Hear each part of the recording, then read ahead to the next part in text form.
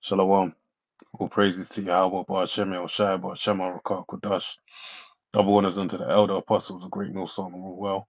And shalom to the hopeful elect. First Samuel chapter 6, verse 1. And the ark of the Lord Yahweh was in the country of the Philistines 7 months. And the Philistines called for the priests and the diviners, saying, What shall we do to the ark of the Lord Yahweh? Tell us wherewith we shall send it to his place. Right, so the power of the Heavenly Father, the ark of the Lord, the Ark of the Covenant, all right, is a physical representation of the Lord, Yahweh Shai, all right. This is why, as history tells us, Jeremiah was, given the Ark of the Covenant and put away privily, all right, so no one knows where it is, because there was no need for it no more, because, as time would show, it would come on, later on down the line that Yahweh Shai would come fulfilling the book of Deuteronomy, the 18th chapter, and basically, do things greater than what the Ark of the Covenant could do. All right. But the point being is that dealing with in this time that, you know, when the Philistines, had the Ark of the Covenant, they had, like I said, a representation of Yahweh Shai in the midst of them. All right. So as I mentioned before, the name of the Lord is dreadful among the heathen. All right. And we know that the Lord Yahweh Shai, when he was down here upon the earth, he said to Philip, when he asked, like, show me the Father, and he said, have I not been with you all this time, and you not know? He that has seen me has seen the Father, because he is the express image of the Heavenly Father. So them having this presence before them is, an extreme curse unto them, as we saw what happened. All right. Now, with that being said, us in these final days, being, Lord willing, party elect, of being the body of Yahweh Shai upon the earth, all right, that have been risen up in these last days, in accordance to the prophecy written inside of the book, the Bible, all right, we've been risen up in His power, all right, and us being present within this world, we're bringing about the same shaking today, all right, as it tells you in Jeremiah 28:8, that we've been basically, and, the prophets have risen up in kingdom of war, evil, and pestilence. So what we're doing today, we're shaking, it's shaking them up. And we know this through prophecy in the book of Revelation, 11th chapter, when it saw us stand upon our feet, being that we received this word, the valley of the dry bones, receiving the spirit of the Heavenly Father. All right. And when we stood upon our feet, it shook them up. All right. And their crafty counsel now, we've now become, the topic, the main topic that they speak upon. All right. With that being said, there's that. But then also you have, it tells you in the book of Revelation, it speaks about the accuser of our brethren, all right, being E, all right, praying to the Heavenly Father, all right, in in accusation against us, saying, look, these lot shouldn't be the Heavenly Father. They're being two-faced about it as well, in that they're not keeping the law, statutes, and commandments, and they're harming the apple of the eye of the Heavenly Father, all right, and trying to sort out a way to establish, not keeping the covenant, all right. So this serves as a great example of the power of the Heavenly Father. These are the things that are going on behind the scenes, because at the time, these 7 months that the children of Israel had the Ark of the Covenant with them, they must have been in despair. They must have been thinking, well, what the hell? What's going on? Like, what are we gonna be? We're gonna be destroyed off the face of the earth, wherever it may be. All right. But the whole time it was over there, it was causing up a heavy stir and destroying them. And these are the things that we have to bear in mind, even though you're going through a hard time within this captivity, which we all are. We're catching hell, left, right, center, up, down, behind, and front. Every angle you could imagine. All right. Pause. Hey, yo. we're getting, Satan is messing with us from every, angle.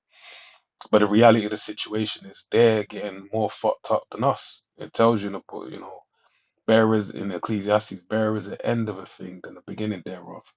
And what is the end? It tells you Esau is the end. And what is the beginning? It tells you Jacob is the beginning.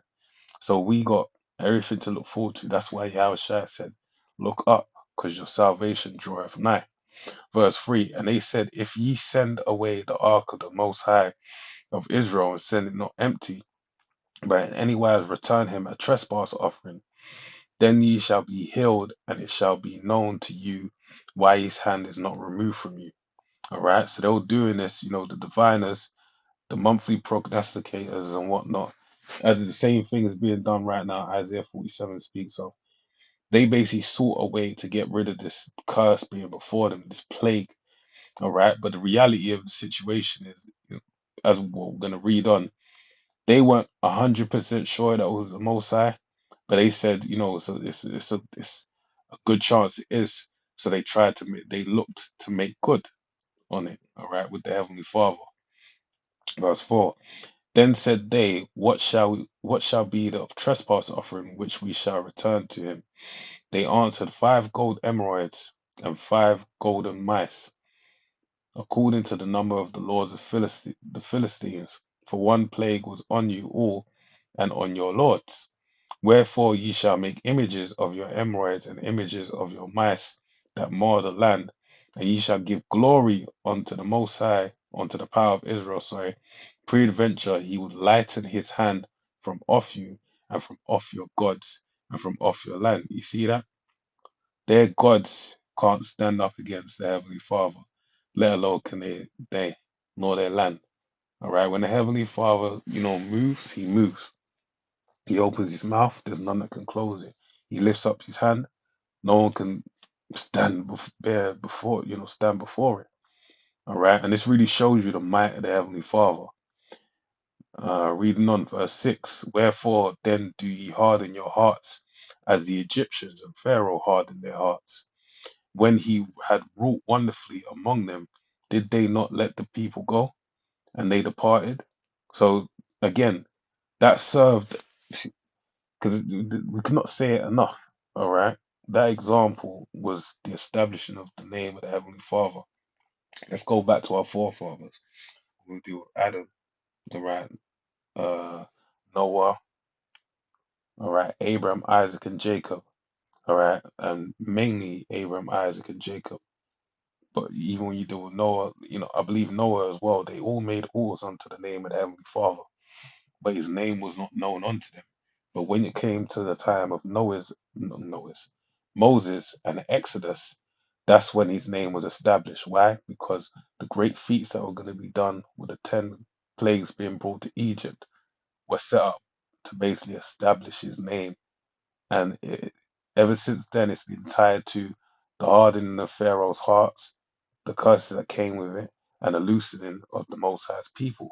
It was made known that he is, the true power in the earth. Verse 7. Now therefore make a new cart and take 2 milch kine, all right, 2 cows, on which, I never looked it up. Let me look it up. I do wonder why it's called milch kine. Sounds kind of German, milch.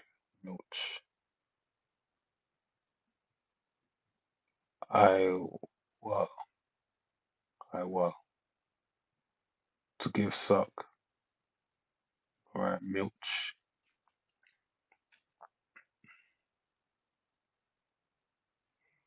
So let's look up here. It says ayal or iwal. It says to suckle, to give milk. Oh, that makes sense. Milch. I believe milch is German for milk. Use of animals. Those that gave milk. All right, used for ewes, cows. All right. Ye to be great with the young and to give suck. All right.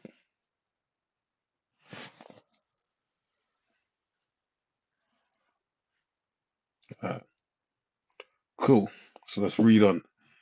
So it says, now therefore make a new cart and take milch kine on which there have come no yoke, and tie the kine to the cart and bring their calves home from them. So basically take, these uh cows that just gave birth, set their calves aside from them, all right, and basically take them to bear the yoke of, as we're gonna read on verse 8, and take the ark of the Lord Yahweh and lay it upon the cart, and put the jewels of gold which ye returned him for a trespass offering in a coffer by the side thereof, and send it away that it may go, and see if it goeth up by the way of his own coast to Beth Shemesh. Then he have done us this great evil. But if not, then we shall know that it is not his hand that smote us. It was a chance that happened to us. All right. So this will be a way of a way to basically make it known that it was the hand of the heavenly Father. And the men did so and took two milch kine and tied them to the cart and shut up their calves at home. And they laid the ark of the Lord Yahweh upon the cart, and the coffer with the mice of gold and the images of their emeralds. And the kine took the straight way to the way of Beth Shemesh, and he went along the highway, lowing, um, sorry, and went along the highway, lowing as they went, and turned not aside to the right hand or to the left. And the lords of the Philistines went after them unto the border of Beth Shemesh, and they of Beth Shemesh were reaping their wheat harvest in the valley. And he lifted up their eyes and saw the ark and rejoiced to see it.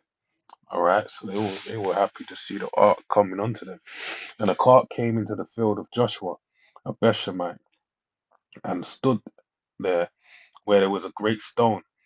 And they clave the wood of the cart, and they and offered the kine a burnt offering unto the Lord Yahweh. And the Levites took down the ark of the Lord Yahweh. And this is something I actually forgot, that the Levites are the only ones allowed to handle the ark of the covenant. Actually, I forgot to mention that before. You know, so that even shows you the power of the ark of the covenant, because there's an example within this book that shows, a Judite attempted to save it with, the best intentions of the world to save it from hitting the ground. All right, but the moment he did, he died. And that serves to show that, look, the Heavenly Father he's not impartial. All right, he doesn't have no sorry, he is sorry, am I using the word correctly? I believe it's not impartial. All right, he basically doesn't um say, yeah, he was trying to do something good. No, the rules are the rules. All right, it's set up to be that way, and anyone that touches it that's not meant to, you know they'll die. Okay. And the Levites took down the ark of the Lord Yahweh and the coffer that was with it, wherein the jewels of gold were, and put them on the great stone. And the men of Beth Shemeth offered burnt offerings and sacrificed sacrifices the same day unto the Lord Yahweh.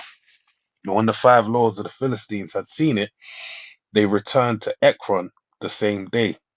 And these are the golden emeralds which the Philistines returned for a trespass offering unto the Lord Yahweh, for Ashdod one, for Gaza one, for Ashkelon one, for Gath one, for Ekron one, and the golden mice according to the number of all the cities of the Philistines belonging to the five lords, both of fenced cities and the country villages, even unto the great stone of Abel, whereon they set down the ark of the Lord Yahweh. Look into this monument, the stone of Abel.